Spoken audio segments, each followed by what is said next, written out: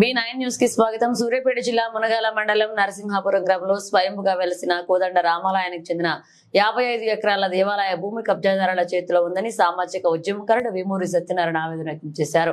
650 సంవత్సరాల చరిత్ర గల దేవాదాయ శాఖ ఆధీనంలో ఉన్న అతి ప్రాచీనమైన కోదండ రామాలయం నేడు శిథిలావస్థకు చేరుకుందని ధూపదీప నైవేద్యానికి కూడా కష్టమవుతుందన్నారు. దేవాదాయ శాఖకు ప్రతిపాదనలను ఎన్నిసార్లు భూముల కబ్జాలపై ఫిర్యాదు చేసినా ఏదో హడావుడి చేయడమే తప్ప ఇప్పటికీ న్యాయం జరగలేదన్నారు. 55 ఎకరాలు కలిగి ఉన్న ఆలయం ప్రతి సంవత్సరం కార్తీక మాసంలో జరిగే స్వామివారి కళ్యాణానికి పలు గ్రామాలలో చందాలు వేసుకుని స్వామివారి కళ్యాణం చేసుకునే దుస్థితిలో ఉన్నామన్నారు. ప్రాచీన చరిత్ర ఉన్న కోదండ రామాలయం నేడు పిచ్చి మొక్కలతో నిండిపోయిందని, అధికారులు పట్టించుకునే వారు లేరని, దేవాలయం గాలిగోపురంపై పిచ్చి మొక్కలు ఉన్నాయంటే పరిస్థితి ఏ విధంగా ఉందో అర్థం చేసుకోవచ్చన్నారు. హైడ్రా తరహాలో రాష్ట్రంలో ఉన్న అన్ని దేవాలయ భూముల్ని భూ కబ్జాదారుల చేతిలో నుండి రక్షించాలని, దేవాలయ భూముల రక్షణ విషయంలో దేవాదాయ శాఖ కఠినంగా ఉండాలని సూచించారు. ఇకనైనా దేవాదాయ శాఖ అధికారులు, ప్రజా ప్రతినిధులు ముద్దు నిద్ర వీడి దేవాలయ భూముల ఆక్రమణదారులను రక్షించాలని వేడుకుంటున్నారన్నారు. వేమూరు సత్యనారాయణ సామాజిక కార్యకర్తను. సూర్యాపేట జిల్లా మునగాల మండల పరిధిలోని నరసింహాపురం గ్రామంలో స్వయంభు శ్రీ కోదండరామస్వామి దేవాలయం ఉన్నది. ఇట్టి దేవాలయానికి అధికారికంగా రెవెన్యూ డిపార్ట్మెంటు అండ్ దేవాదాయ శాఖ వారు 55 ఎకరాలుగా దేవుడి పేరు మీద పట్టాలు ఉన్నట్టుగా వాళ్ళు పాస్బుక్లు మంజూరు చేయడం జరిగింది గతంలో. ఇట్టి భూముల విషయంపై నేను గత 2019 నుంచి సుదీర్ఘ పోరాటం చేస్తున్నాను. గ్రామ స్థాయి నుంచి మొదలు పెట్టుకుంటే రాష్ట్ర స్థాయి కమిషనర్ల వరకు ఎన్నోసార్లు వినతపత్రాలు, మెమోరాండాలు ఇచ్చినా కానీ ఎక్కడ కూడా అధికారులు వీటి మీద స్పందించిన దాఖలా లేదు. అలాగే నేను 2020-21 ఆ సంవత్సరంలో వీరు ఎలాగా పట్టించుకోవట్లేదని చెప్పని వినూత్నమైన ఎన్నో నిరసనలకు చేస్తే ఆ నిరసనలకు వివిధ సామాజిక మాధ్యమాల్లో, వివిధ పత్రికల్లో వచ్చిన దాని మీద పై స్థాయి అధికారుల ఒత్తిడి మేరకు ఇక్కడికి వచ్చేసి దేవాలయం ముందు అట్టి సర్వే నెంబర్లతో కూడిన మన సూచిక బోర్డులను ఏర్పాటు చేయడం జరిగింది.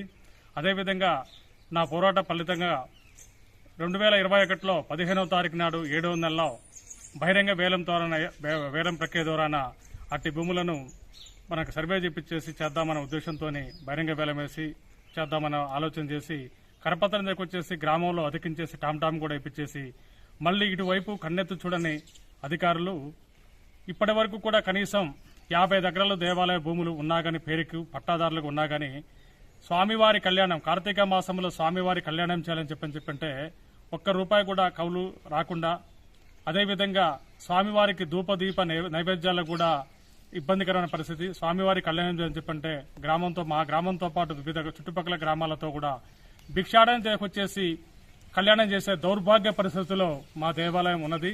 అతి పురాతనమైన దేవాలయం, 680 సంవత్సరాల చరిత్ర కలిగిన అతి చారిత్రక దేవాలయం నేడు పిచ్చి మొక్కలతోని, చెట్లతోని, చామలతోని పైన గాలి గోపురం మీద కూడా చెట్లు పెరిగేసి కనీసం పురాతన దేవాలయం శిథిలావస్థకు చేరుకున్నది. అయినా ఇక్కడ ప్రభుత్వం అధికారులు వాళ్ళ దృష్టికి ఎన్నిసార్లు తీసుకుపోయినా గానీ ఫలితం శూన్యం.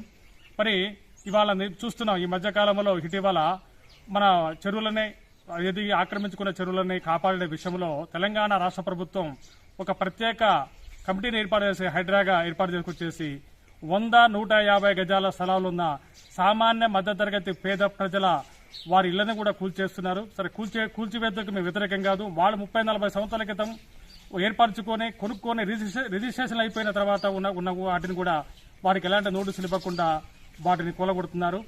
అలాగే మరి ఇక్కడ దేవాలయం పేరు మీద, దేవుడి పేరు మీద, కోదండరామస్వామి పేరు మీద పట్టా నమోదై ఉన్నా కానీ ఇట్టి భూముల మీద చర్యలు తీసుకోకపోవడం, ఎకరాలకి కోట్ల రూపాయల విలువైన భూములని ఇలా తెలంగాణ రాష్ట్ర వ్యాప్తంగా మొత్తం కూడా ఎన్నో వేల ఎకరాలు ఉన్నాయి. దానికి ఉదాహరణ మా ఊళ్ళోనే 55 ఎకరాల భూమి ఉంది. మరి ఇలాంటి వాటి మీద కూడా అలాంటి చర్యలు తీసుకోకుండా మరి వాళ్ళ అధికారులు వాళ్ళ మెతక వైఖరి, వారి నిర్లక్ష్యపు ధోరణే ఇందుకు నిదర్శనం. కేవలం ఇక్కడికి వచ్చినప్పుడు మీరు సామాజిక మాధ్యమాలు వచ్చినప్పుడే తప్ప అరాకొరక రావటం, దేవాలయం సందర్శించేసి వెళ్ళిపోవడమే తప్ప ఎక్కడ కూడా వాళ్ళు క్షేత్రస్థాయిలో అట్టి భూముల మీద వాటికి పూర్తి స్థాయిలో సర్వే చేపించేసి హద్దురాలు ఏర్పాటు వచ్చేసి వేలంపాట ప్రక్రియ ద్వారా ఇలాంటి పురాతన మరుగునబడిపోయి శిథిలావస్థ చేరుతున్న పురాతన దేవాలయకు పూర్వోపదేయడం కోసం వారు ఎవరు కూడా పనిచేయని వైఖరి. అలాగే ఇప్పుడు హైడ్రా ఎలాగైతే హైదరాబాద్ లో పనిచేస్తుందో హైడ్రా అనేది ప్రతి గ్రామానికి చేరాలి.